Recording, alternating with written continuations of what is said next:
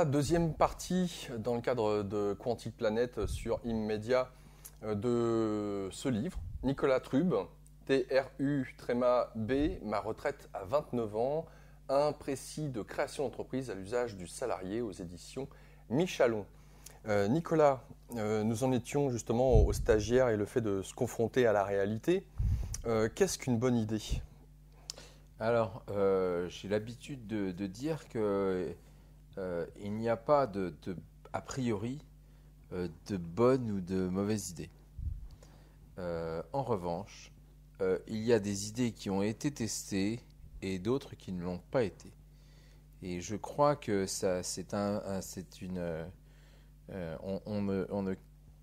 on ne se rend pas assez compte de l'importance du test dans l'idée, qui va permettre de la valider ou de l'invalider, et que la démarche, la qualité première de l'entrepreneur, c'est de savoir comment organiser le test de son idée à moindre coût. Alors, je suis régulièrement consulté par des visiteurs de mon atelier qui viennent me présenter soit leur serviette de plage avec réfrigérateur intégré, tout ce qui peut se concevoir. Ils demandent tous mon oracle et de me formule est-ce que ça va, est-ce que mon idée va, est-ce que c'est une bonne idée. Et là j'ai vraiment un problème parce que il y a deux tests à mener. D'abord le test technique, est-ce qu'il y a un système de production correct qui va permettre de mettre en œuvre cette idée, est-ce que c'est techniquement possible. Un bas coût. Voilà, en tout cas un coût qui permette une vente sans perte d'argent. Et puis le deuxième mur, c'est le mur du marché. Est-ce que le marché est prêt à recevoir cette idée? Et ça, et j'insiste, je réinsiste sur ce point, il n'y a pas de façon de le tester a priori. Je dirais que le meilleur indicateur, c'est l'intuition profonde de l'entrepreneur. Ça encore, ça va. Mais le tableau Excel qui dit, ben voilà, on est 65 millions, moins, ça fait 40 millions, 10% des gens utilisent un déodorisant pour leur voiture, donc mon déodorisant machin, donc je vais en vendre 300 000 la première année, c'est n'importe quoi. Donc le business plan ne sert à rien. Le business plan sert à rassurer qui on veut, éventuellement le banquier, mais enfin, de toute façon, ça ne changera rien sur le destin. Il peut être un exercice de style et de rédaction destiné à poser ses idées, mais au fond, le fait de prévoir les ventes sans test au préalable, moi je vois pas. C'est vraiment, c'est pas un problème pratique. C'est un problème, c'est que fondamentalement c'est faux. Ça se heurte au caractère chaotique de l'existence, au fait que l'existence est faite de hasard, que rétrospectivement, si on retrace la vie des grands succès d'entreprise, on trouve un moment où le sort a basculé. Et ce sort a vraiment été fait au dé, joué au dé. Et donc c'est vraiment en contradiction avec ce que je sais de la vie, c'est-à-dire son caractère chaotique et fait essentiellement de hasard. Et ça exclut toute projection a priori. Ça va marcher. Ça va marcher parce que moi, les gens qui me sortent une éco... Et en plus, pour moi, c'est un facteur défavorable. Quand les gens me sortent une étude de marché, je considère que leurs chances de réussir sont moindres. C'est un indicateur qui va se ramasser. C'est contre-intuitif une fois de plus. Bon, on a fait le coup. Un magasin, magasin en Corse, à Bastia, oui, alors j'ai étudié, j'ai fait un panel de consommateurs. Êtes-vous prêts à faire vos... Mais n'importe quoi, là, dans toute situation de la vie, la quantité d'informations dont on dispose est écrasée par rapport à la quantité d'informations dont on ne dispose pas. C'est toujours comme ça. Donc en fait, la petite étude de marché, elle est broyée, qui sont 30 pages d'informations, elle est broyée sous 15 tonnes d'informations qu'on n'a pas. Donc c'est une illusion narrative en fait. Alors on va trouver des entreprises qui ont bien marché et qui avaient une étude de marché avant. Mais c'est un hasard. D'accord. Et c'est difficile parce que la doxa, la doxa dominante, la pratique générale de l'économie, les prévisions. Les prévisions, c'est ça, les prévisions. C'est comme si on se trouvait au milieu du mois de mars et dit voilà, au milieu du mois de mars, je vais vous dire le temps qu'il va faire on est le 15 mars, je vais vous dire exactement le temps qu'il va faire le 15 septembre. C'est n'importe quoi. C'est n'importe quoi. Je rappelle la base chaotique de l'existence, c'est-à-dire que des conditions initiales infiniment différentes, infiniment petitement différentes, vont faire des différences exponentiellement. Ouais. Donc ça, c'est théorie du chaos. Voilà, absolument. L'effet papillon. L'effet papillon, faut bien le comprendre. Faut bien le comprendre, pas à l'envers. Faut savoir que un petit chouïa va faire que ça va partir ça va bifurquer au sens chaotique du terme et que ça va prendre des solutions complètement différentes qui dépendent du temps. C'est pour ça que vous sortez tel produit à tel moment et ça marche. Et puis, ou alors, et 3 ans plus tôt, vous l'auriez sorti, ça n'aurait pas marché. Il y a notamment un domaine dans lequel c'est fatal, c'est le cinéma. Parce que le cinéma est lié à la météo. Le jour de sortie, si le jour de sortie, il fait super beau, les chances des réussites du film sont écrasées, sont diminuées. Et qu'est-ce qu'il y a de plus aléatoire que la météo au regard de la date de sortie d'un film? Voilà, on sort dans un mois et demi. Donc voilà, le hasard est prédominant dans l'histoire du cinéma. C'est vexant, quoi. Parce que on est quand même surtout en France, le peuple de Descartes, le cartésien, qui pensait que les machines célestes, si on connaissait tous les éléments à un temps t plus x, on aurait c'est ce que je condamne énormément dans mon deuxième bouquin, c'est la démence déterministe. C'est-à-dire que cette fameuse phrase que les mêmes causes vont produire les mêmes effets. Les mêmes causes ne produisent pas les mêmes effets. Elles produisent les mêmes effets dans un cas extrêmement restreint de situation. Et donc, oui, c'est une abstraction. Donc, il faut tester les idées. Il faut les tester de façon au plus... pas en interviewant les gens, mais en vérifiant qu'ils vont sortir leur billet de vin pour l'acheter, ou cliquer on voit beaucoup en ce moment avec les applications les Uber de je sais pas quoi là, qui essaient toutes de se mettre sur et que je te partage ils ont à un moment ou à un autre où ça accroche, et puis alors, ils ont pu faire leur nom par un grand spécialiste des noms, leur interface par un grand spécialiste d'interface. Le bon sur le bon, ça fait pas que du bon. Parfois, c'est juste un assemblage de choses. Et puis, le hasard a fait que ça n'a pas marché et qui va induire d'ailleurs une baisse de l'estime de lui-même de l'entrepreneur qui se dit que je suis un nul. Ben non, il n'est pas nul. Tu as joué à une sorte de loto et t'as pas eu le ticket. C'est pas le mec qui perd l'auto, c'est pas un nul. En revanche, celui qui comprend pas, qui joue aussi un jeu de hasard, bon, il faut quand même acheter son ticket. C'est là où le hasard s'arrête. Qui ne comprend pas le caractère chaotique de l'économie de marché et donc du réussite ou non de son entreprise, va s'arracher les cheveux. Pour moi, je un peu derrière moi cette histoire, mais vraiment, la notion de hasard est prédominante. Alors il y a par rapport à ça, on s'en souviendra, c'est ce que tu mentionnes dans le livre, le couteau électrique pour couper la viande qui a fait un temps, mais très vite on est revenu au couteau qui coupe. Oui. Couteau qui coupe, pardon. Et il y a aussi un autre exemple que tu donnes, c'est celui où toi, tu faisais justement attention à ces différents objets qui sont sortis à un laps de temps qui, c'était pas, entre guillemets, peut-être le moment.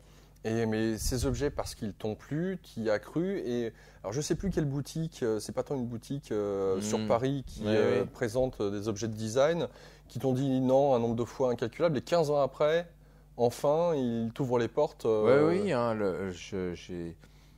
ça arrive que même pour le même produit, à 10 ans d'écart, juste moi j'ai la prétentieuse de fabriquer des objets absolument intemporels. C'est ce que je veux. Faire des objets tendance, ça m'intéresse pas du tout. Je veux faire des objets qui vont durer et marquer profondément mon époque. C'est pas très modeste de dire ça, mais c'est mon objectif. Enfin, c'est pas tu veux, c'est mon objectif. Et je constate des durées de vie énormes sur des produits, des démarrages mous, mais des durées de vie énormes. Et donc ça m'intéresse beaucoup de fabriquer des choses indépendamment de la tendance, des choses que je crois profondément être juste. Voilà. Donc tu es en train de dire implicitement que quelqu'un qui a une idée qui peut être bonne en apparence, qui peut te plaire ou te séduire, ne l'est peut-être pas auprès du marché dans l'instant T où les gens sont pas oui, ils sont prêts pas. Et il y a cette formule que j'utilise souvent, c'est est-ce que ce que vous proposez va trouver un écho, chez les gens. Est-ce qu'il va trouver un écho? Comment ça va être reçu? On n'en sait rien. Donc moi, je juge jamais une idée. A priori, je compte dans ma tête combien de billets de 1000 le candidat entrepreneur qui se présente va devoir dépenser avant d'avoir pu générer un test. Et c'est là où il faut être astucieux. C'est pas tellement la création du produit, bon, on peut toujours en discuter. Mais comment est-ce que je vais tester le marché dans les conditions les plus réalistes possibles, le plus rapidement possible et pour le moins d'argent? Ça c'est déterministe en fait. Ça, je sais le dire. Je sais dire, oh là, il me fait un truc là, oh là, il y en a au moins pour 20 000 avant qu'il sorte le moindre proto. Bon, est-ce que c'est vraiment ça que. Est-ce que tu es prêt à perdre 20 000 quoi? Ça, c'est vraiment terrible. Et c'est là où doivent se comporter les efforts, c'est la créativité doit dire comment je vais accéder au marché et tester mon idée par rapport au marché sans perdre ma chemise. Sans oublier qu'il y a beaucoup de créateurs de produits qui oublient d'examiner l'antériorité des produits. Hein. Et c'est une double faute.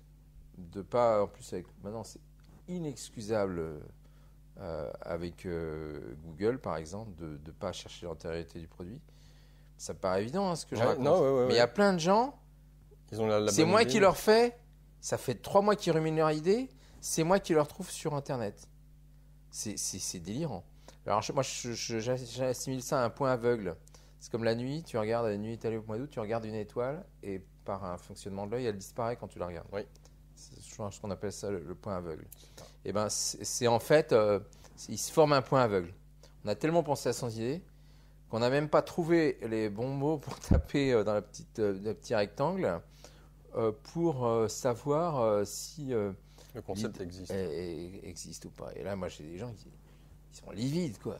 Je leur montre, c'est ça que vous voulez faire. Ah, je vais pas chercher. C'est hallucinant, quoi. Mais je répète.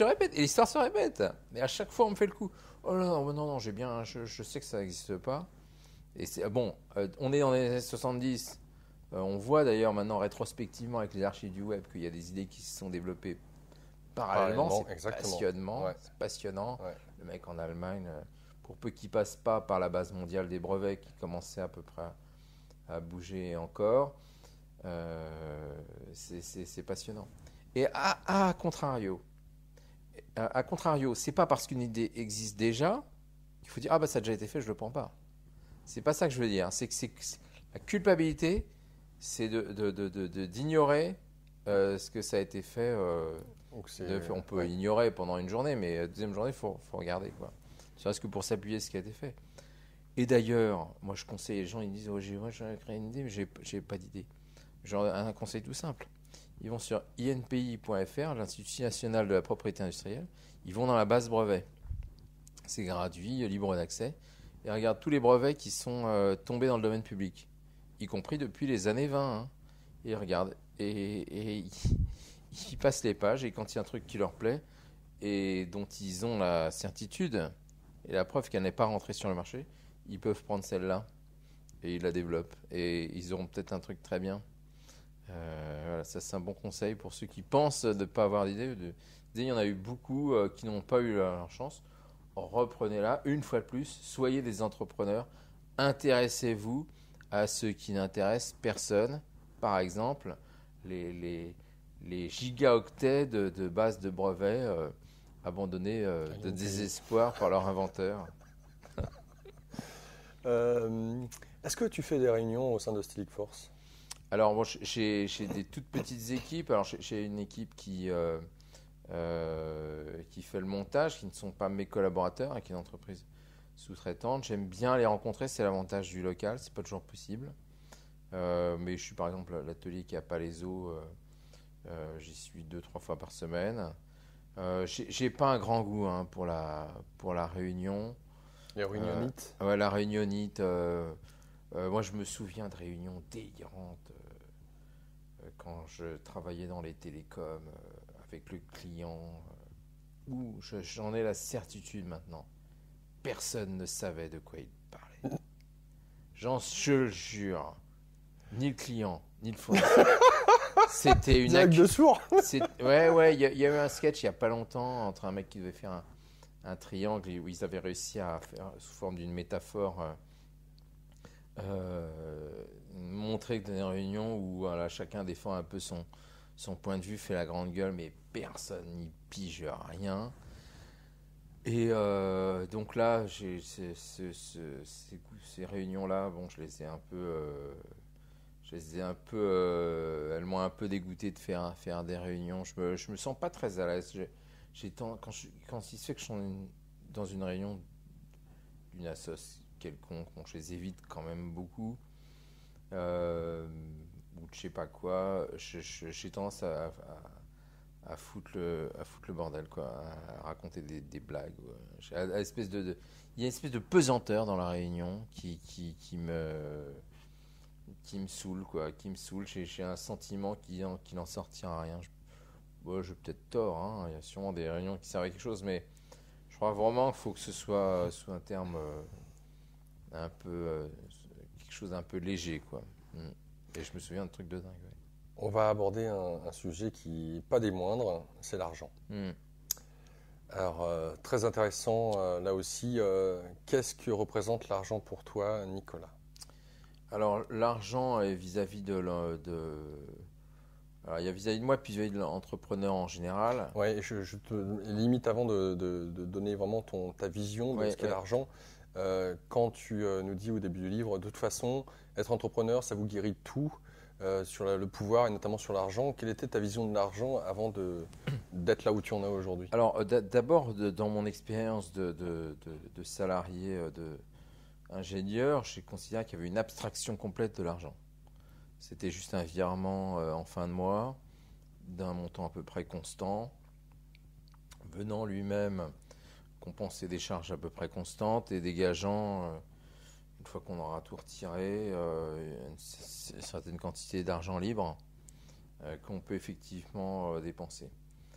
Moi, par tradition, je suis issu d'un milieu catholique, donc avec un rapport un peu compliqué à la notion d'argent. Hein. Oui, je viens de croire. Ouais. On peut bien le dire. Ouais. Pas forcément, qui n'était pas forcément une idée stupide, mais disons que parlez pas d'argent à table, des trucs comme ça, quoi. Il y a toujours un peu chez les Français, un tabou, et sans doute chez les Français, qui est par là, ce qui fut jadis la religion dominante, a fait que on n'est pas à l'aise avec ce concept.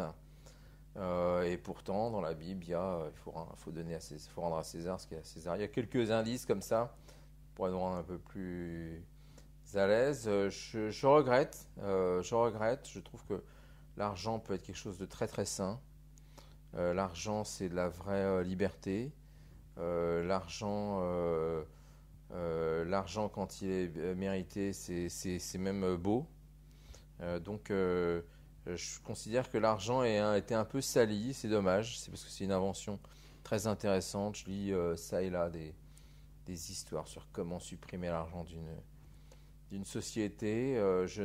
Sans dire si ce serait possible, je m'interroge sur le fait que ce soit souhaitable. Parce que je trouve que c'est une super invention d'émancipation. Avec l'argent, c'est pas comme si le serveur, le cerf qui travaille pour le seigneur et qui récupère un peu de blé, qu'à le dire pour lui, de froment, disons. Ça c'est aliénant parce qu'il peut pas prendre autre chose, quoi. Du coup, l'argent rend libre. Le salarié est libre de dépenser son argent libre ailleurs que chez son employé, par exemple.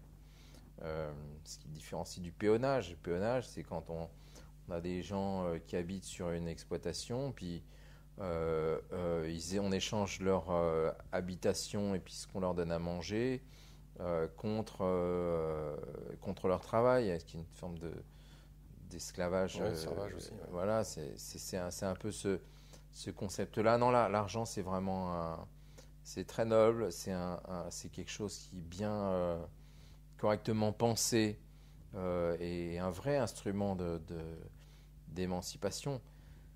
C'est d'ailleurs le problème que j'ai avec le corps des fonctionnaires, notamment ceux qui revendiquent le service public à tout bout de champ. Oui, moi je suis très attaché au concept même de choses communes et de services publics, mais il faut bien considérer que le défenseur du service public qui travaille pour le service public, à la fin du mois, son argent libre, il n'est pas obligé d'aller le dépenser dans des magasins d'État.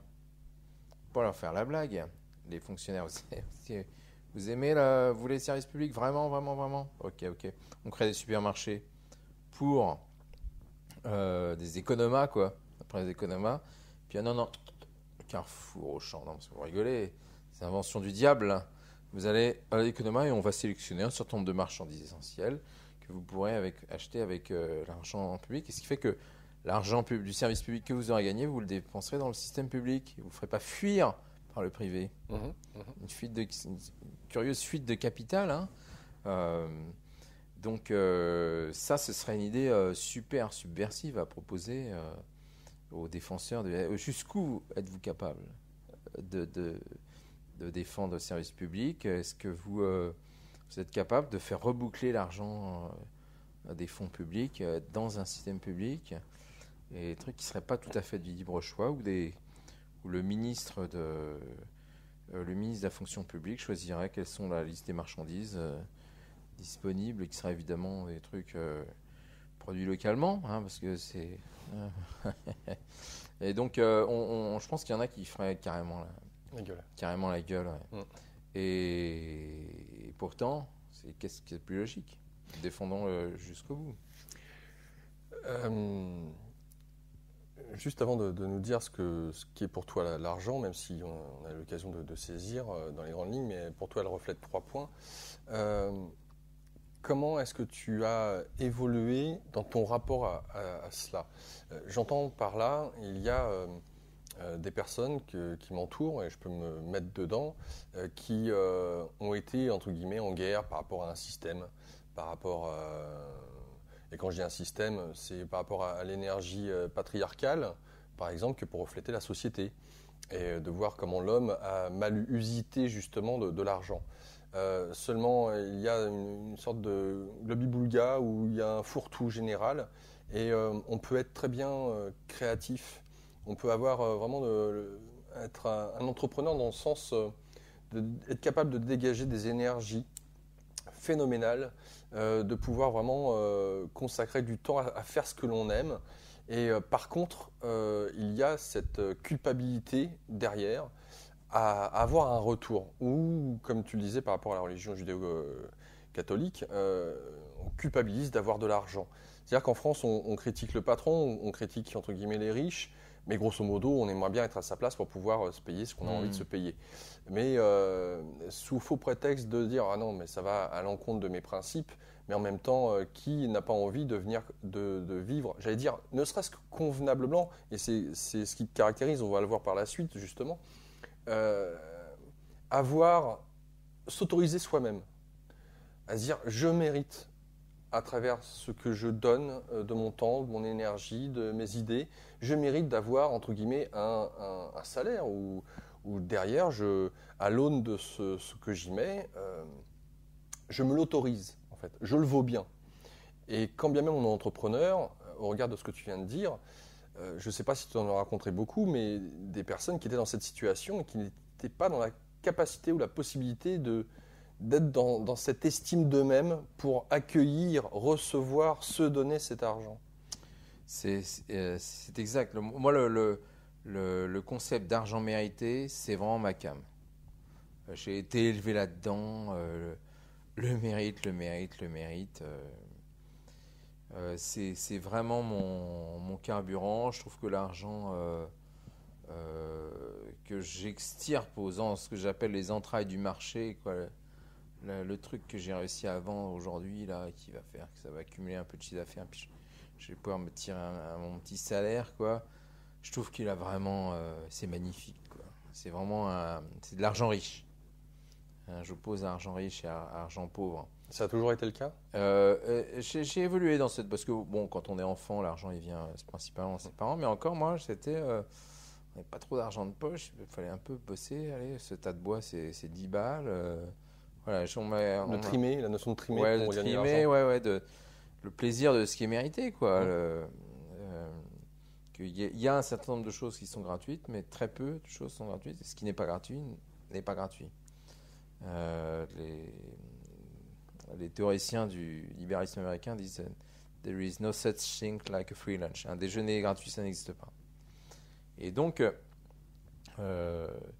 cette chose méritée, moi, cet argent mérité, je l'ai toujours rêvé et je l'ai rencontré que quand j'ai réussi à me tirer un peu d'argent de ma petite entreprise. Ça, je trouvais que c'était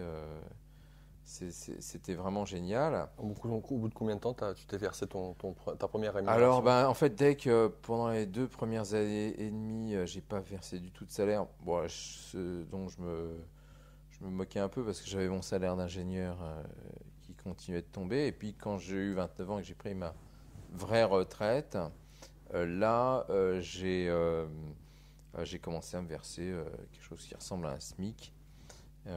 Et donc, mais je constatais que cet argent avait une espèce de saveur en contrepartie. Techniquement, il m'a fallu que j'y aille mollo sur mes dépenses. Et là, j'ai mis quand même un petit peu de temps parce que même 3 ans et demi, je vois au bout de 3 ans et demi les dégâts j'étais pourtant pas très dépensier, hein, mais les dégâts faits par l'argent abstrait d'un bon salaire, quoi, qui fait que on se met dans une logique de consumérisme, voiture neuve et tout ça, voiture tout court d'ailleurs, une dépense quand on habite en ville, une dépense c'est ce que tu dis pour toi considérable. C'est la voiture, il y a 2 autres éléments qui des dépenses qu'on croit que ces investissements c'est des dépenses. Ouais. Ça c'est vraiment c'est vraiment redoutable, hein, de s'enferrer dans une logique de dépenses. Et ça c'est une autre partie du travail, c'est-à-dire que je crois que je dis à un moment dépenser empêche de penser. Exactement. Voilà, et j'étais assez content de la formule, et du coup, quand on dépense pas, on pense plus, quoi. Vraiment, on cherche, on va se mettre à cuisiner un peu plus soi-même. Une fois de plus, si on vous offre un cajot de pommes, vous êtes bon, c'est des bonnes pommes, hein. Bon, et puis on découvre la joie de l'eau du robinet. On fait pas du vélo par un esprit de compète, mais parce qu'à chaque tour de pédale, on économise un dixième de centime par rapport à tous les moyens de transport concurrents. Et ça, c'est complexe. Hein. Moi, mes potes salariés leur expliquer. Ils me disent c'est génial, tu vas 2 fois par semaine pour des cours. Je vais donner à Paris 2 fois par semaine à Paris en vélo. Mais je fais pas ça pour le développement durable, pour la compétition. Je fais ça parce que ça m'évite de dépenser des thunes. C'est quand même clair, quoi. Et de pas reverser mon petit salaire dans du Super 98 et puis et de la mécanique finalement très primitive, qui est le moteur à explosion. Donc oui, je fais ça vraiment pour la vie vertueuse est issue de la nécessité. Et c'est le grand concept que j'évoque dans mon second livre sur la créativité, c'est la transformation des nécessités en vertu. Il est nécessaire que je dépense moins d'argent pour mes transports. Eh bien, hop, ça m'évite de prendre du poids, je suis sur mon vélo, mais 8 km aller, 8 km retour, tout va bien. Et faire des petits exploits comme ça, qui sont à la fois des exploits quand on les expérimente pas, mais une fois qu'on les a fait, une fois, ça devient presque une sorte de routine. Ouais. Un rituel. Un rituel, ouais. Un rituel, nous avons tous besoin. Alors l'argent pour toi, qu'est-ce que c'est ? Pour l'entrepreneur, du coup. Ouais. Alors, pour l'entrepreneur, là, j'ai été assez content de trouver parce qu'on aime bien dans la civilisation occidentale trouver les choses à 3 points. C'est pour l'entrepreneur à la fois un moyen, c'est un moyen d'investir, une sorte de pouvoir. Un projet, c'est le projet de l'entrepreneur de gagner de l'argent. C'est pas très sain, quelqu'un qui dise je veux pas faire de bénéfice, ça ne me réjouit pas quand j'entends ça. Et un instrument de mesure. Et c'est vraiment une trilogie auquel je tiens énormément parce que si on enlève un de ces 3 trucs, on peut faire l'expérience, eh bien on est si un malhonnête, un imbécile ou un peu tout à la fois. Malheur à lui s'il dissocie cette trilogie. Voilà. S'il oublie que c'est un projet, il reste un pauvre. S'il oublie que c'est un moyen, il devient un escroc. Et s'il oublie que c'est un instrument de mesure, c'est un imbécile. Voilà, il faut vraiment considérer que cette triple capacité de l'argent il faut vraiment l'expliciter parce qu'on pourrait croire que du fait qu'elle s'exprime avec des nombres plus ou moins décimaux, c'est une valeur à une dimension. C'est une grandeur, on pourrait appeler une grandeur scalaire.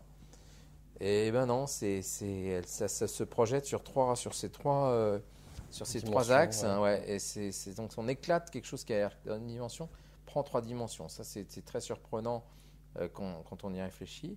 Et pourtant, on regarde bien, tous les problèmes qu'on a avec l'argent naissent de la dissociation de cette trilogie. Alors, pour toi, il y a une question à se poser dans chaque étape qui jalonne l'entrepreneur, c'est celle-ci. Quelle option fait aller mon entreprise vers plus de liberté ? Encore faut-il s'entendre sur ce que tu appelles, toi, liberté. Oui, c'est vraiment la question de la liberté est fondamentale chez l'entrepreneur. C'est un peu de vivre pour soi-même, le serment un peu de s'occuper de ses propres oignons, pas trop embêter les autres et s'il vous plaît que les autres m'embêtent pas trop. Cette recherche de la liberté, je la trouve très très importante et il faut savoir qu'est-ce qui fait aller vers plus de liberté. Par exemple, si je dépense 1 000 € par mois pour être bien référencé en première page de Google, je vais avoir plus de visites sur mon site, mais j'ai moins de liberté. Je m'enchaîne au grand Satan américain, si j'ose dire, et donc non, ça ne fait pas aller vers plus de liberté. Et c'est super important. de vraiment savoir, voilà, cette action-là, est-ce que je suis plus libre ou alors est-ce que je crée une nouvelle dépendance et finalement une nouvelle forme de salariat qui nous poursuit. Donc tu y mets là-dedans abonnement coûteux, insertion payante, les assurances bidons, les contrats léonins. Donc il s'agit vraiment à chaque fois de l'observation, j'allais dire des détails. Ouais, oui, de faire la distinction, comme tu le dis, entre justement les dépenses. Qu'est-ce qu'une dépense et qu'est-ce qu'un investissement? C'est une nuance très importante. À quel moment ce qu'on achète devient un investissement, qui va être productif, ou alors va juste être une charge. Et on constate qu'il y a beaucoup de choses qui se mutent fatalement en dépenses et qui sont pas des outils, hein, qui vont être un peu des machines qui vont produire une sorte de machination contre l'entrepreneur. C'est un petit peu abstrait, mais il faut vraiment bien l'avoir à l'esprit. Je considère que pour un moyen de transport intramuros, le vélo est moi, d'ailleurs, je suis très fier. J'ai acheté 2 vélos sur le compte de l'entreprise, comme véhicule de fonction qui ont passé en charge, et je ne sais pas s'il y a un peu d'amortissement là-dessus, mais je trouve ça super. Et quand ma comptable a vu la facture du vélo, j'ai dit oui Monique, c'est bon. Elle a fini par le comprendre, hein. Surtout qu'en parallèle, je ne facturais pas de kilomètres automobiles. Donc c'était ça c'est un investissement. Un vélo pour une entreprise, c'est un investissement. Une voiture, va falloir. Moi, je trouve les seuls pour qui la voiture est un investissement, c'est les conducteurs d'Uber ou les taxis. Eux, oui, ils investissent dans une voiture parce qu'il y a une forme de production de richesse immédiate. Mais pour la plupart des entrepreneurs, un certain nombre de postes qui sont culturellement implicites, hein, c'est normal d'avoir une voiture, et ben en fait non, on se présente vraiment comme des charges et ne produisent pas. Exigeons des choses, la même rentabilité qu'on exige des gens. Il y a beaucoup de patrons un petit peu sévères avec leurs salariés. Est-ce qu'ils sont sûrs que tout l'argent qui refusent de mettre sur des gens, et ils ne sont pas en train de le foutre sur des machines? Et je trouve qu'ils ont... ils disent, oui, les machines ne font jamais grève, oui, mais les machines tombent en panne. Il y a une pensée machiniste, hein, qui fait qu'on idéalise évidemment le non-vivant par rapport au vivant, hein, le travail mort par rapport au travail vivant, comme disait Marx. Et donc on a tendance à aller vers ça. Donc oui, faites attention. Ces machines-là, sans charge sociale et sans jours de grève et sans maladie, ont aussi des pannes, des coûts d'entretien. Ça peut vite revenir très cher. Ça peut aller très vite. Et donc je trouve que c'est pas... ils s'enferment dans une espèce de fausse rationalité en disant je gère super bien ma boîte, minimum de personnel de ça, mais si c'est pour foutre tout l'argent dans des bécanes... C'est ce que tu dis justement, tu parles de vivre sobrement, à ne pas confondre avec l'ascétisme. Tu parles aussi de précarité positive. On croirait entendre Pierre Rabhi derrière sur la sobriété heureuse. Oui, c'est un... Je dirais pas que je vais piquer un petit peu le terme, parce qu'à l'époque, tu dis, mais j'accepterais parfaitement cette paternité-là. Oui, la précarité positive, la précarité n'est pas un gros mot forcément, quoi. Oui, je suis précaire. Alors tu fais la distinction, par exemple, entre outils et matériel. Ouais, outils et machines, ouais. Tu compares l'entrepreneur à un plombier. Voilà, c'est colmater toutes les fuites qui sont inutiles. Toutes les petites fuites, faut faut vraiment augmenter l'efficacité de l'entreprise. Mais souvent, les gens, ils mettent un mauvais... ils traduisent mal l'efficacité. Ils voient une espèce de rigorisme délirant, de cartésianisme fou. La pensée cartésienne n'est pas si rationnelle que ça, en fait. Contrairement à ce qu'on pense, une moto n'est pas plus rationnelle qu'un cheval. Et une moto n'est pas plus rationnelle qu'un cheval. Essayez de faire brouter votre moto au bord de la route pour lui redonner un peu d'énergie. Votre moto n'accouche pas d'une moto neuve quand elle commence à vieillir un petit peu. Tu peux, je crois, me parler d'ailleurs, j'ai trouvé l'exemple très parlant, c'est le cas de le dire, avec ton agenda auprès de tes élèves. Ouais, alors alors ça c'était du temps où les smartphones n'avaient pas encore fait leur percée, mais il faut bien voir qu'un certain nombre d'outils traditionnels comme l'agenda papier, extrêmement robuste, et on peut le prendre, le taper dessus, moi j'aime générer de la robustesse, et on ne s'intéresse pas assez à la robustesse des choses. On a un goût peut-être pour le confort, mais le confort de la machine, c'est d'ailleurs tous les opposants au machinisme sont vraiment là-dessus. C'est dire qu'à un moment ou à un autre, elle vous plante, et tout le bénéfice qu'elle vous a apporté, elle vous le reprenne hyper vite. Ça va très très vite. Donc, faut bien tout compter quand on met le fonctionnement de sa vie dans une machine. Bah, ça, c'est une machine, et elle crée une machination permanente. Et ça ne veut pas dire qu'il ne faut pas se servir des machines, mais ça veut dire qu'il faut le savoir. Il faut savoir, oui, je suis en train de confier une part de ma vie à cette machine. Ai-je raison de lui faire confiance? Ou alors qu'un système plus simple, plus rustique, plus robuste pourrait me donner finalement donner une meilleure performance avec un grand P. Lorsque forcément on crée son entreprise, surtout si on n'a pas d'argent, la première chose qu'on va certainement faire, c'est d'aller voir les banquiers. Et peut-être même d'aller voir la chambre de commerce, de voir s'il n'y a pas une formation qui permette d'avoir l'information. Tiens, il y a les crédits OSEO, à quoi ces derniers servent, les prêts à taux zéro. Bref, il y a différentes choses comme ça qui sont clairsemées. Comment, pour toi en tout cas, s'informer, où aller à la recherche de l'information? C'est-à-dire, je prends l'exemple, qu'importe le projet, quel est le statut le plus approprié? Il y a tellement de statuts, pour ma part, avec Pôle emploi, j'ai assez d'expérience et je peux constater que des fois j'en savais plus que le conseil que j'avais en face de moi par rapport à un projet que je pouvais avoir.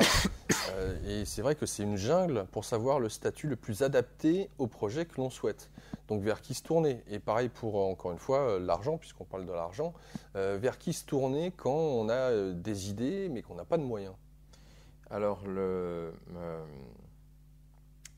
la question, tout ce qui est aide, accompagnement de l'entrepreneur,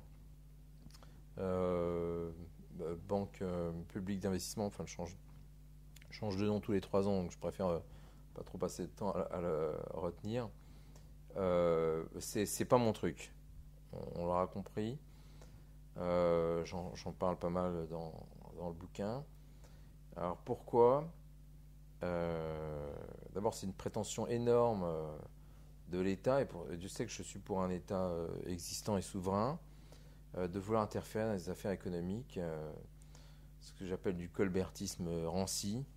On va gérer, on va s'occuper d'entreprises, et souvent gentiment avec des aides, là, avec des aides. Alors, il faut bien comprendre que pendant les 2 premières années de la vie de son entreprise, un entrepreneur qui s'organise bien pourrait passer sa vie à faire autre chose que gérer son entreprise. L'emploi du temps est entre les chambres de métiers, de commerce, chaque strate existe, les formations. Il pourrait faire que ça. C'est-à-dire tout sauf l'objet de son entreprise. Et j'en ai vu des entrepreneurs se faire piéger là-dedans, aide régionale. Alors du coup, les aides régionales sont toujours conditionnelles. On vous aide, vous allez sous-traiter cette partie-là, mais attention, on va vous aider sur cette partie recherche-développement, mais vous n'avez pas le droit de faire la recherche-développement vous-même. C'est forcément une entreprise, si possible celle-là, parce que je connais un peu le mec. Voilà, réseau voilà, ça y est, on est dedans là, hein, on est dedans. Puis on découvre qu'un peu après. C'est une sorte de, c'est un mouvement glissant, quoi. Les subventions, qui vous mettent en plus, c'est la légende un peu dans le collimateur du fisc qui récupérerait 2 ans après ce qu'il vous a donné, l'argent public qu'on vous a donné 2 ans plus tôt. Donc tout ça, je suis pas fan. J'ai vu beaucoup d'entrepreneurs s'enliser là-dedans plutôt que de s'installer dans un cagibi de leur maison, bricoler leurs trucs sans demander à personne, acheter leur matos sur le bon coin, et puis voilà. La principale caractéristique des interventions publiques, c'est qu'elles sont faites par des conseillers dont on aimerait savoir les hauts faits. Si les mecs qui sont si bons conseillers, ils pourraient se conseiller eux-mêmes. Alors, ce fameux regard extérieur, mais les mecs à OCO, là, qu'est-ce que j'ai 40 berges, j'ai un type de 26 ans qui vient m'expliquer la vie. En plus, sur un produit qui n'existe pas, enfin, c'est n'importe quoi, quoi. C'est n'importe quoi. C'est qui ces mecs-là? On a juste envie de leur foutre un coup de boule, quoi. Et c'est pas possible. Moi, j'ai fait l'expérience, là, j'en parle. À la Défense. L'arche de la Défense. de la Défense. L'arche de la Défense. Ces mecs, là, ils sont sapés en Kenzo, là. Et alors, ouais, votre entreprise, oui, bon, je pense que. Mais on s'en tamponne. Foutez-moi ces mecs au vrai boulot et qu'ils aillent exercer leur fabuleux talent sur un marché libre plutôt que nous saouler avec leurs conseils. On est là, entrepreneur, précaire, bon, on l'a choisi, mais alors aller mettre son projet sous le nez d'espèce de commissaires du peuple qui vont dire si l'argent public est digne d'investir là-dedans. Mais quelle abstraction, mais surtout pour des projets relatifs à l'innovation, quoi. Qu'est-ce qu'ils peuvent savoir ils ont fait des études pour, je sais pas.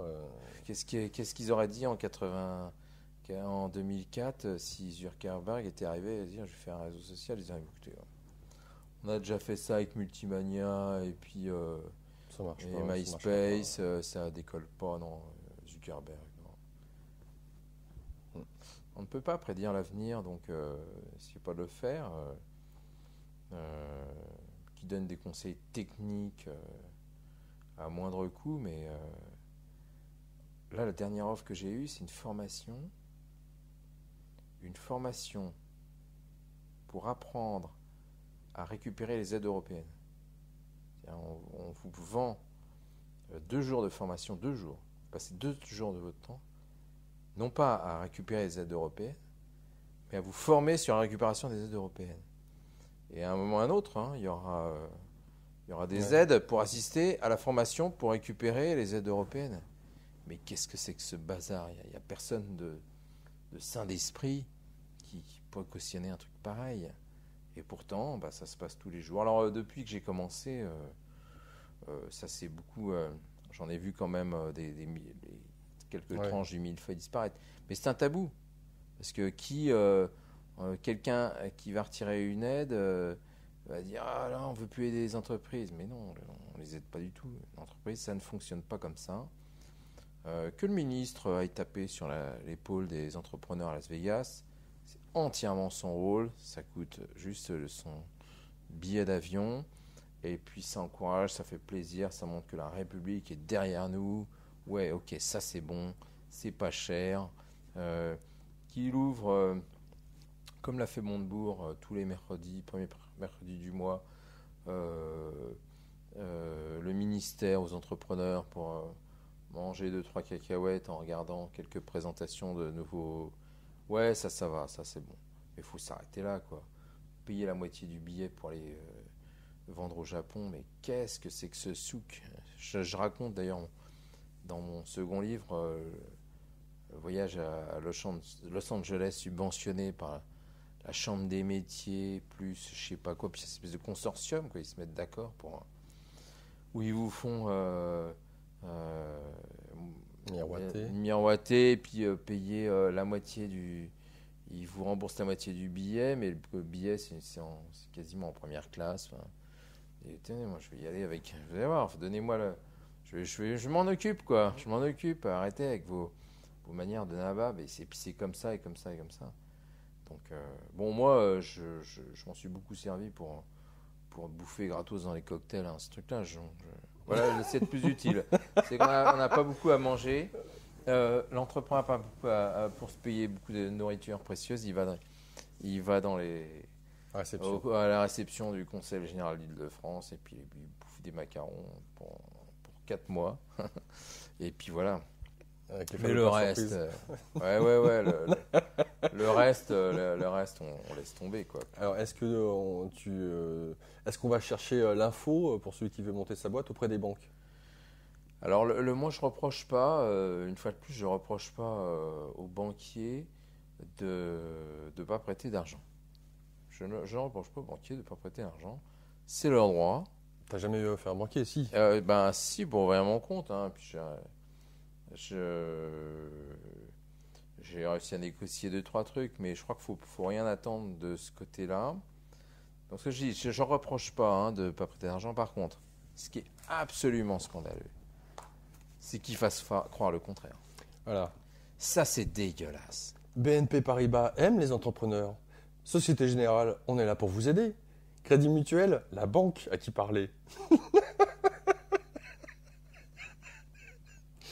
Alors tu nous dis, si on veut peut-être une mise de départ, on pourrait les attaquer pour fausse publicité, ça nous ramènerait plus d'argent qu'en allant les voir en demandant. Ouais, c'est la publicité mensongère. Moi, j'ai eu le cas avec BNP que j'avais quitté, qui m'envoie un courrier, voilà, nous offrons 1 milliard, alors je ne sais pas d'où sort ce milliard, là, pour les entrepreneurs, on va le voir. Et puis alors, ils commencent à vous faire les listes. Bon, alors, vous êtes propriétaire, ça vous dirait une assurance vie. Si vous refilez ces produits de merde, si vous étiez là, c'est juste pour vous couillonner en tant qu'entrepreneur. C'était une espèce de carotte, quoi, pour faire venir entrer dans l'agence. Non, c'est pas sérieux. Donc oui, c'est la publicité mensongère. Ça, c'est un vrai argument. D'ailleurs, je fais le calcul dans le bouquin en disant supprimons la pub pour les banques, interdisons-la. On en fait une profession réglementée. Ce qu'on a bien fait pour les notaires, pour les avocats, les dentistes, les médecins et les experts comptables. Et mettons tout l'argent qu'ils ne mettent pas dans la pub dans un pot commun, qui fait vraiment une masse de capital qu'on peut dilapider auprès d'entreprises. Alors c'est ce que tu as fait. Donc tu nous dis, je ne suis pas un spécialiste de la haute finance, mais un rapide calcul pifométrique m'a permis d'estimer le budget publicitaire des banques en France en 2009 à 300 millions d'euros. Ce montant permettrait de capitaliser 30 000 entreprises à hauteur de 10 000 euros. Quel peuple sain d'esprit refuserait de troquer 30 000 réclames mensongères et débilitantes contre 30 000 TPE flanqués de leurs emplois? C'est vraiment le fond de ma pensée. C'est que d'où mon acrimonie complète envers les acteurs de la pub, c'est que c'est pub sur les banques, là on les voit à la télé, on ne sait même plus quelle banque c'est. Ouais. Mais ici, c'est complètement à l'ouest. On ne sait pas trop, puis on voit l'autre, oui, il est allé en face et tout ça. Ils s'auto-caricaturent les uns, espèce de costards, d'ambiance glauque, de merde. Mais c'est pas possible, c'est vraiment le mouvement autonome débile, quoi. On ne change pas de banque parce qu'on a vu une pub. On change de banque parce que son pote entrepreneur a dit que chez celui-là, ça se passait pas trop mal. Encore, tout dépend du conseiller. Parce que c'est ce que tu nous dis en même temps. Les conseillers, ils ont. Et en plus, j'ai l'impression qu'ils ont de moins en moins leur mot à dire. Hein. Ces pauvres gens, ils sont quand même sous la pression d'une hiérarchie. L'entreprise, ils ne comprennent pas grand-chose. On tombe sur des bons. De toute façon, le critère, c'est ce qui vient vous voir dans votre boîte. C'est ce que tu dis. Ouais, il y en a un qui est venu te voir et t'a suivi. Là, c'était. J'ai trouvé que c'était. Wow. Ah oui, le mec, je vois débarquer. Allô, je vais voir. Et puis, c'est intelligent, il peut voir les infos. on voit des trucs quand on se promène dans un bureau. C'est clair. Et donc, non, ça c'était vraiment un critère. Mais la publicité mensongère, c'est vraiment dégueulasse, quoi. On est là, on risque pas notre vie, parce qu'on meurt pas de faim en France, mais on risque le sens de notre vie. Et en face, on a des mecs qui nous balancent des spots de pub et qui vous refusent une ligne de crédit à 3 000 euros. Ouais, c'est vraiment. C'est dégueulasse, c'est dégueulasse. Donc oui, là, je pense qu'il faut faire le ménage. Oui. Alors, tu nous mentionnes aussi que finalement, les banquiers, c'est là où ils sont vraiment du pognon, c'est sur les abus d'écriture. Oui. Et en même temps, c'est une manière de jouer. Alors, tu as plusieurs stratégies. Le stop and go, la brouette mexicaine, donc, et différents petits trucs absolument à savoir. Donc, tu vas nous donner ta définition du stop and go, la brouette mexicaine, mais les trucs à savoir, ce qui paraît une évidence et tout le monde n'y pense pas apparemment. Le chéquier, toujours 2 chéquiers à avoir. Et alors, tu veux dire pourquoi? Et la banque perso, on en choisit une, et la banque pro, une autre. Ouais, et pas tout dans la même. Ça, ils ont hors de ça, hein. Mais ils feront tout. Vous pouvez faire le test, hein, vous aurez un compte professionnel, ils vont tout faire pour ramener le compte professionnel de la même banque. Non, vous pouvez pas montrer tout votre jeu, c'est comme au poker, hein. Il faut absolument que vous puissiez jouer sur les 2 tableaux. Moi, il m'est arrivé, c'était prescription, c'était au XXe siècle, de me faire interdire mes 2 cartes en même temps. Vous êtes bien là, hein. dans le même quart d'heure. C'est forcément quelqu'un qui avait le regard sur les 2 comptes. Ils ont beau dire c'est indépendant de ça. Non, ils bloquaient. Donc alors là, ça c'est règle d'or. Il ne faut pas y déroger. Alors le deuxième chéquier, bon alors ça se fait un peu moins parce que la pratique du chèque a disparu, sauf pour le crédit en terre entreprise. On peut toujours donner en caution un chèque. Il faut compter dessus, c'est pour ça qu'il faut des relations saines avec ses fournisseurs, hein. C'est une très bonne méthode de se prêter entre entreprises. Moi-même, quand j'ai plus de trésorerie, je vais payer d'avance des factures avec un peu d'escompte. Et puis... c'est vraiment de la confiance, là, pour le coup. Oui, c'est de la confiance. De toute façon, aujourd'hui, au bout de 15 ans, le fournisseur, il commence à avoir confiance. Comment seulement? Faut l'inspirer. Ouais, non, mais même assez vite, hein. Moi, les bons fournisseurs, ils vous font confiance. Ils vous sentent, c'est des gens intelligents, ils ont de l'intuition, ils voient que vous n'êtes pas un salopard. Ils créent leur propre système d'assurance par une expertise interne. Et donc. Et ta clientèle, tes clients Mes clients, parfois, vous faire des efforts. Il y en a qui vont payer un peu plus tard. Donc pareil, tu te mets dans le même rôle. Oui, il faut. Je trouve que c'est presque un service commercial, hein. Moi, j'ai un pote comme ça dans sa boîte, il faisait tout payer à la commande. Un jour ou l'autre, ses clients ont plus voulu tout payer à la commande, et puis il a eu moins de clients. Donc, il faut être un peu souple, un peu malin. Les grandes entreprises ne sont ni l'un ni l'autre. Donc, parce qu'on n'est jamais à l'abri pour le coup. Si un de tes clients disparaît, qui donne certaines sommes, ça arrive. Et en même temps, tu parles des tribunaux de commerce. Là, c'est l'endroit à éviter. En tout cas, que tu souhaites à personne, c'est vraiment ces endroits. Moi, j'y crois pas trop là.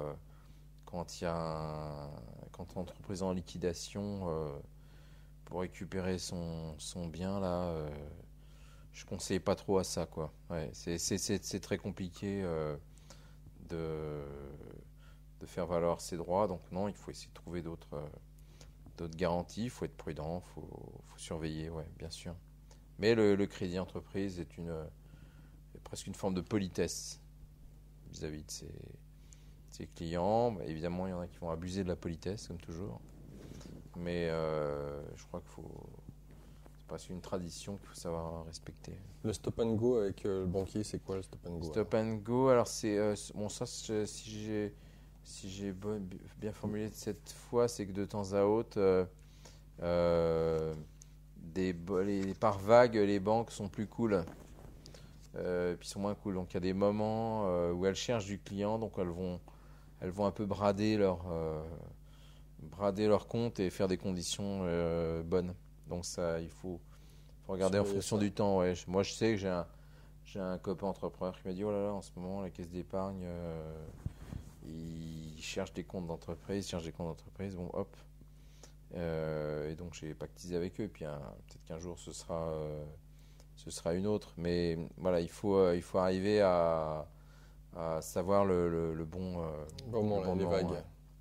Ok, les brouettes mexicaines. Mexicaine, j'ai donné ce nom à une sorte de petite. C'est de plus en plus dur à réaliser. Ça vient du fait que dans les années 80, le Mexique était endetté, je crois, question de 1000 milliards de dollars. Et on demandait au président mexicain, mais vous arrivez à dormir votre pays et endetté à hauteur de 1000 milliards. Il disait, vous savez, quand vous devez 1000 dollars à votre banque, vous dormez mal. Quand vous lui devez 1000 milliards de dollars, c'est votre banquier qui dort mal. Et donc, si par hasard, dans la vie de votre entreprise, vous arrivez à créer une dette trop importante, eh ben, c'est vous le patron. C'est vous qui avez la main sur le banquier pour essayer d'arranger la situation. De faire des prêts. Et qui va vous transformer un découvert en prêt. Alors, faut vraiment manier ça avec doigté, quoi, et trouver des bonnes occasions. Mais moi, ça m'est arrivé de faire plonger un compte à moins 17 000 euros, ce qui, compte tenu de mon activité, était une somme considérable que j'ai mis après 8 mois à rembourser, voire 1 an à rembourser. Mais c'était génial de voir à quel point j'avais réussi à inverser le cours des choses. Le cours des choses. Il ne voulait absolument pas que je fasse faillite, parce que là, c'était cramé. Mais pour se prémunir contre ces petites opérations, ils ont tendance à faire signer une caution solidaire. C'est-à-dire que l'entrepreneur devient caution solidaire sur sa SARL, c'est-à-dire que même s'il a une responsabilité limitée, bon, on rajoute une responsabilité qui fait que eh bien, si l'entreprise se plante, il va devoir, à titre personnel, régler la facture. Ah, ça ah bah oui, c'est un grand classique, caution solidaire. Et il la demande discrètement. Hein. Moi, j'en ai jamais signé. Et je trouve que je mérite de ne pas avoir signé. Je trouve que c'est pas chic. Le patron des très grosses boîtes, ne signent pas, sont pas caution personnelle sur Total. C'est clair. Voilà, hein, quand il y a un gros problème, il y a une espèce d'assurance. Enfin, c'est pas eux, c'est pas leur problème. Je trouve ça dégueulasse que le petit entrepreneur, il ait à être caution également. Bon, évidemment, il y a des gens qui utilisent la faillite comme système de gestion. Ouais. Ça arrive, ces gens-là, il faut les pourchasser, et il faut que la communauté des entrepreneurs, s'il y en a une, fasse le ménage chez elle. C'est le cas de toutes les minorités, quelles qu'elles soient. Les entrepreneurs sont une minorité. Tu parles, par exemple, représentant, est-ce que ça pourrait être le MEDEF ? Absolument. Le MEDEF est coupable quand il ne s'intéresse pas activement aux patrons voyous. Et quand il fait plutôt la couverture, plutôt que de leur charger la mule, il ne fait pas son travail de MEDEF. D'ailleurs, ce MEDEF n'est pas très bien choisi parce qu'il sous-entend que les patrons qui adhèrent sont des entrepreneurs. Ces mouvements des entreprises France, et puis vraiment c'était en entrepreneur. Ils ont un peu joué sur les mots. Avant, c'était CNPF, c'était le patronat, c'était bien plus clair. Mais Gattaz, le fils, là, si c'est un homme, il doit faire la chasse aux patrons voyous à tous les étages, du petit boutiquier de PME qui fait des faillites à répétition, et il doit aider la justice à poursuivre ces mecs-là jusqu'en enfer. Et quand ils feront ça, là, ils auront prouvé qu'ils sont du côté des entrepreneurs et pas du côté des voyous. Et c'est une règle hyper générale dans la société. Hein.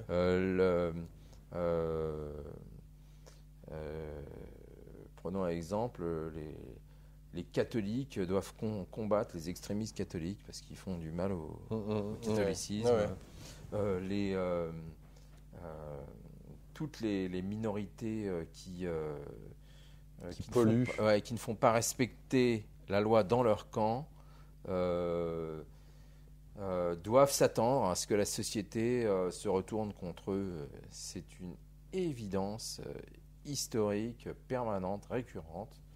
Et les entrepreneurs, qui sont une minorité, on l'a dit, enfin, je pense qu'il y a un potentiel maximum de 20%, doit faire et doit avoir une discipline.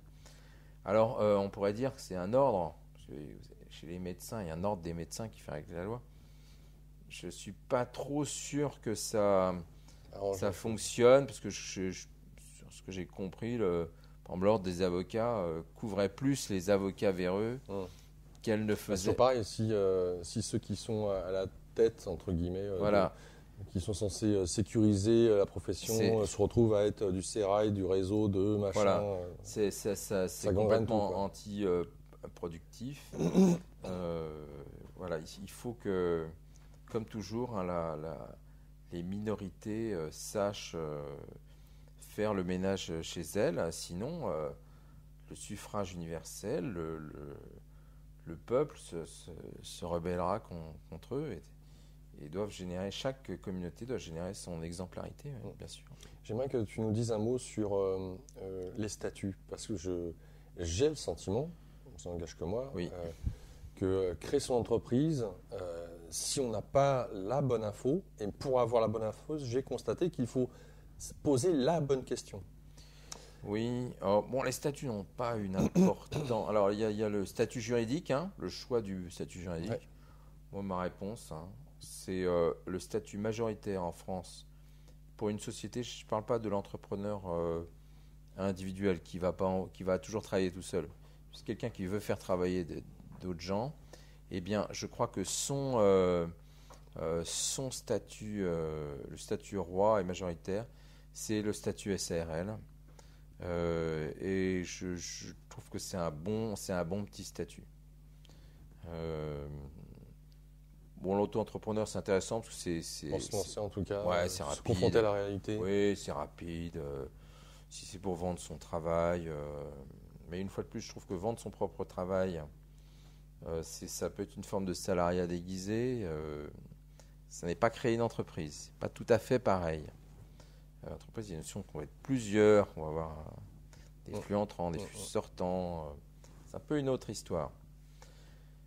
Et puis, moi, j'aime le statut SARL est très bien connu des comptables. Il est très bien connu de tout le monde. Donc, moi, j'irais plutôt, contrairement à ce qu'on peut, vers le statut qui est un peu passe-partout.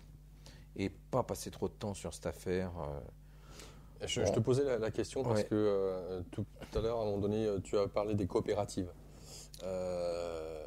agricoles. Et aujourd'hui, la SCOP, par exemple, est un statut intéressant dans ce qu'elle permet de regrouper des forces diverses. C'est vrai que j'ai rencontré à la sortie de mon livre, j'ai fait un plateau télé avec le président de la Copanam. C'est une coopérative parisienne. Donc où chacun vient mutualiser son travail dans le système de facturation. C'est la coopérative qui facture et tout ça. Et je trouvais que c'était bien sympathique. Et pour le coup, un petit cran au-dessus de cette histoire d'auto-entrepreneur. Alors, une fois de plus, je ne vais pas charger la barque de statut d'auto-entrepreneur. On l'a pleuré, on l'a espéré pendant des années, depuis ça c'était dans les cartons depuis les années 90. Le statut est là, il va être un peu chamboulé parce qu'il faisait une concurrence à d'autres statuts. Donc il y avait des espèces de trucs qui n'allaient pas.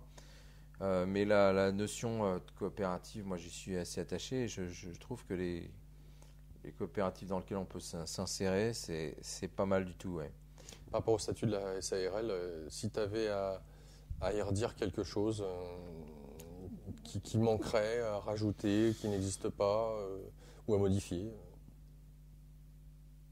Moi, j'aime bien ce que j'aime bien dans le statut de la SARL, c'est l'étanchéité entre l'individu et le capital social, entre la personne physique et la personne morale. J'aime dire, quand ma fille me dit va mettre de l'argent dans la caisse, encaisser un chèque, elle dit t'as gagné de l'argent. C'est mon entreprise, c'est le chiffre d'affaires de mon entreprise.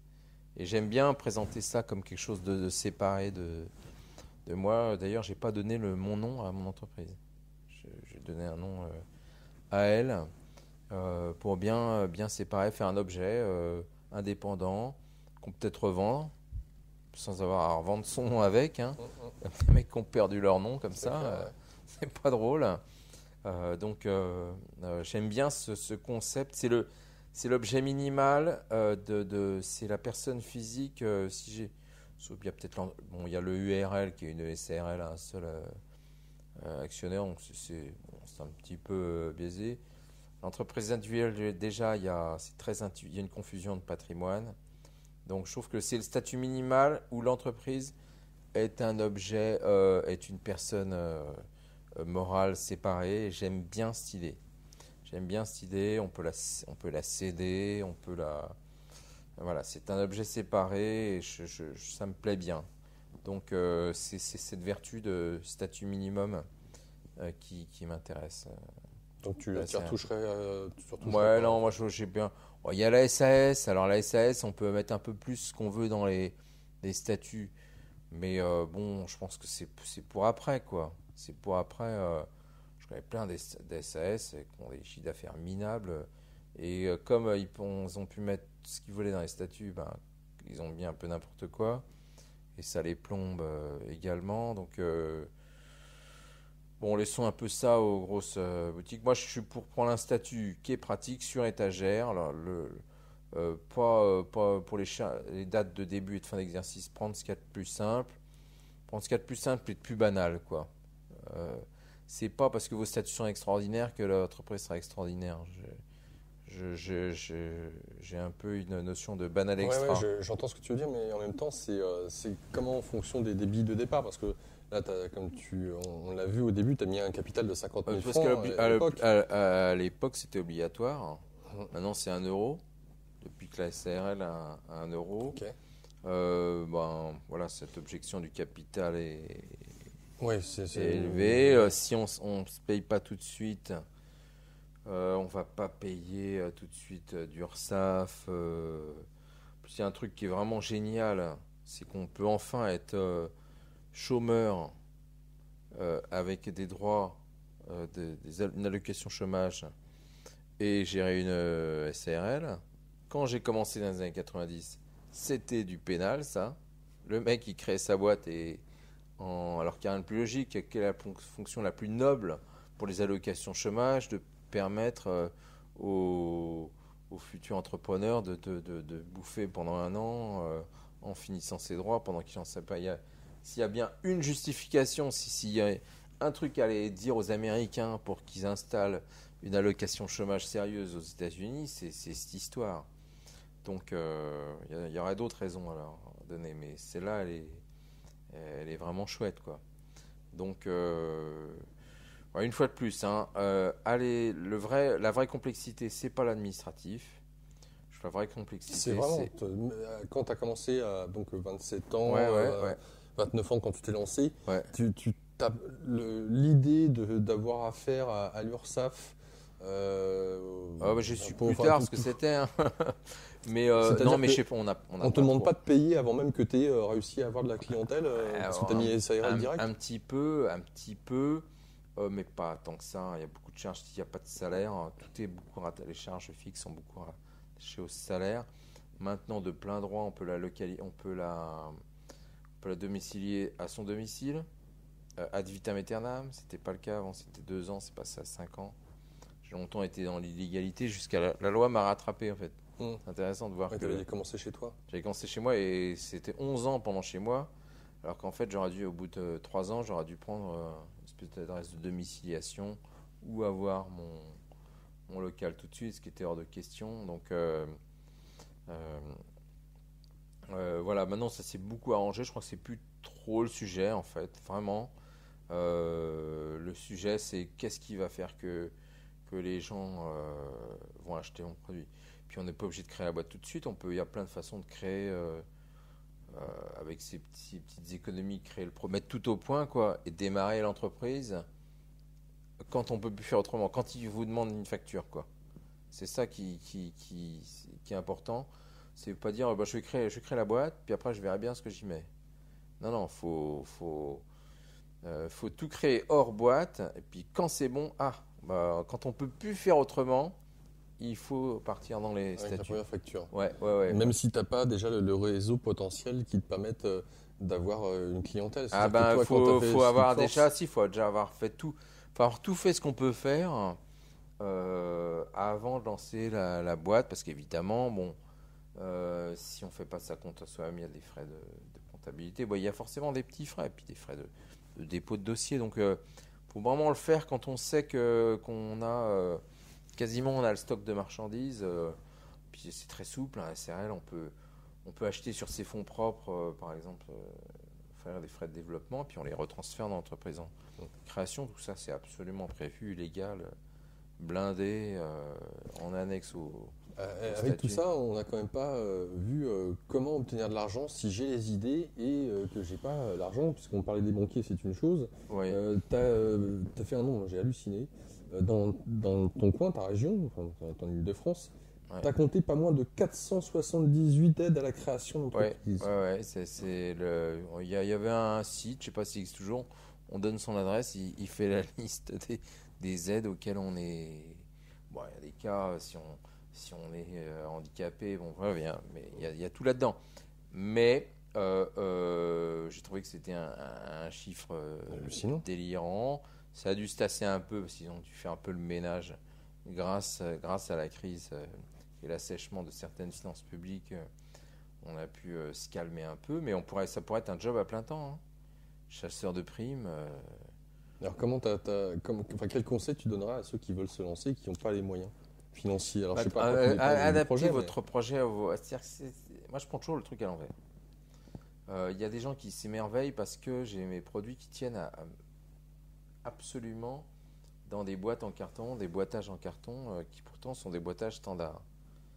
Je dis quel bol, t'as trouvé l'emballage pour mettre ton produit, puis le produit tient tellement bien dedans qu'il n'y a pas besoin de mettre de calage, de mousse et tout ça.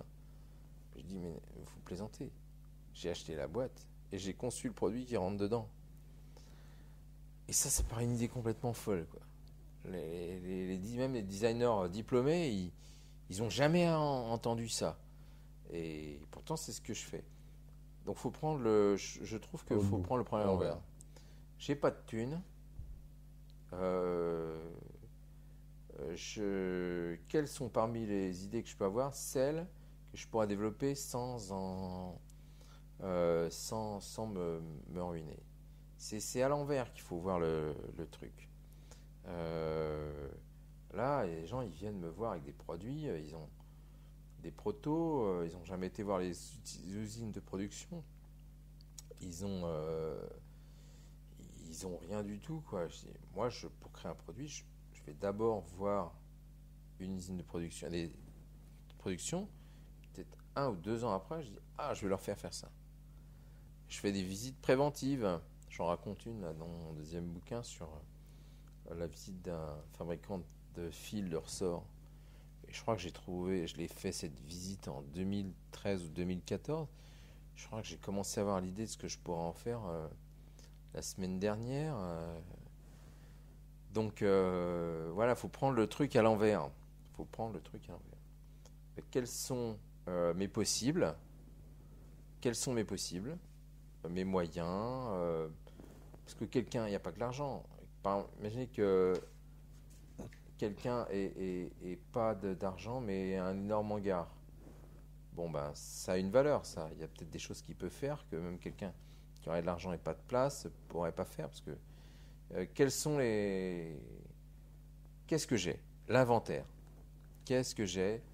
Et maintenant, beaucoup de gens ont un ordinateur. C'était pas vrai quand j'ai commencé. Bon, j'ai un ordi, voilà. Ça fait quand même 500 balles de moins. J'ai l'internet. Bon, ok. Qu'est-ce que j'ai? La liste. Au lieu de dire pleurer sur ce qu'on n'a pas, listons ce qu'on a. J'ai ça. Je sais cuisiner. Bon, voilà. Et puis le projet, il va venir par la mettre en avant. Il faut mettre en avant les possibles. Pas une sorte de pensée positive à deux balles, mais quand même, quoi. Faut regarder. J'ai tout ça. C'est énorme. Ouais, parce qu'il y en a pas mal qui veulent se lancer en disant lorsque j'aurai ça. Enfin bref, pour moi, c'est toujours des trucs. Ça, c'est le critère du mec qui a pas envie de se lancer. Il va il me faudrait. C'est une idée géniale, mais il me faudrait 500 000 euros. Oui, Et oui. C'est pas une idée géniale. Parce qu'une idée géniale, c'est une idée qui coûte que dalle à fabriquer. Alors bon, il y a deux choses qui sont venues un peu changer la donne. Ouais. C'est crowdfunding.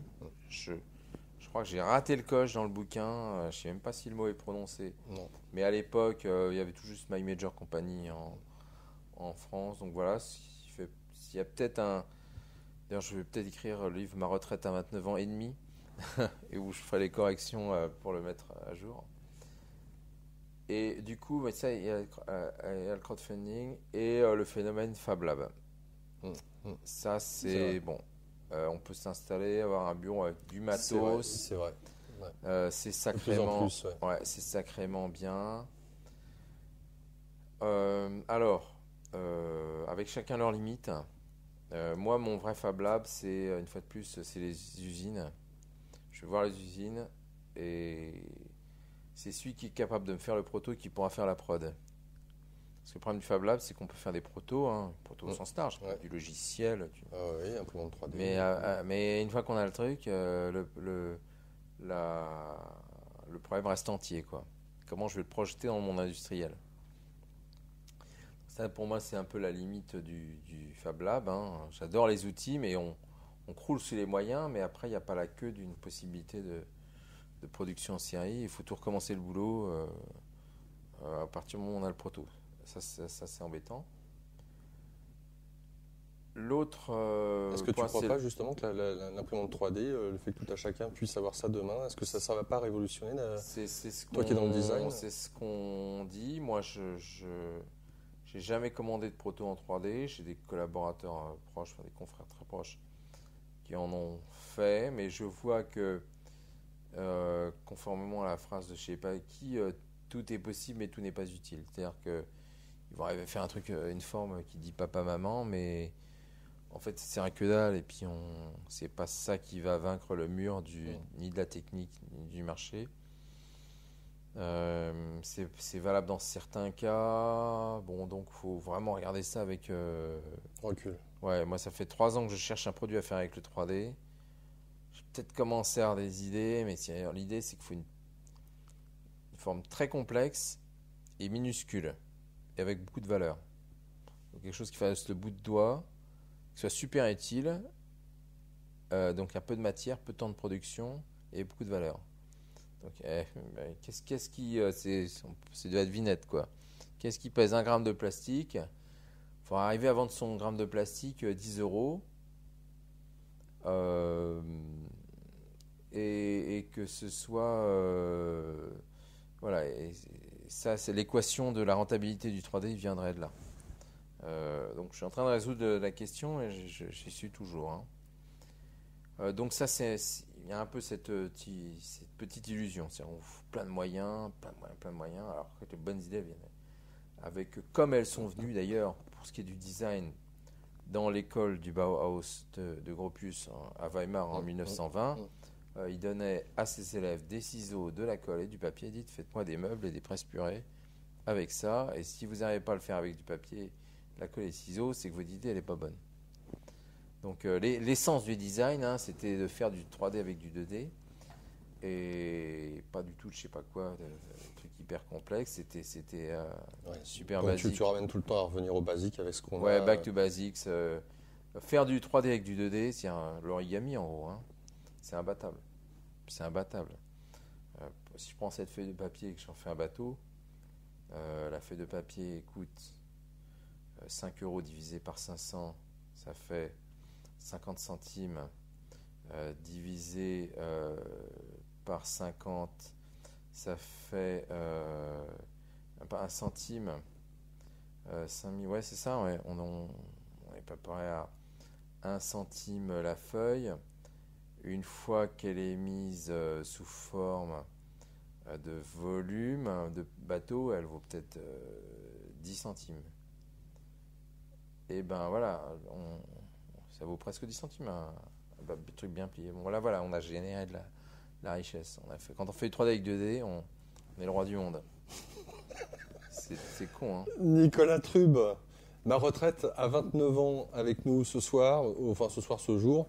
Ma retraite à 29 ans, imprécis de création d'entreprise à l'usage du salarié, Trub, T-R-U, tréma B, et c'est aux éditions Michalon. C'est la fin de cette deuxième partie. Je vous dis à tout de suite pour la troisième et dernière partie. Merci Nicolas, en tout cas, pour jusqu'à maintenant de m'avoir accompagné.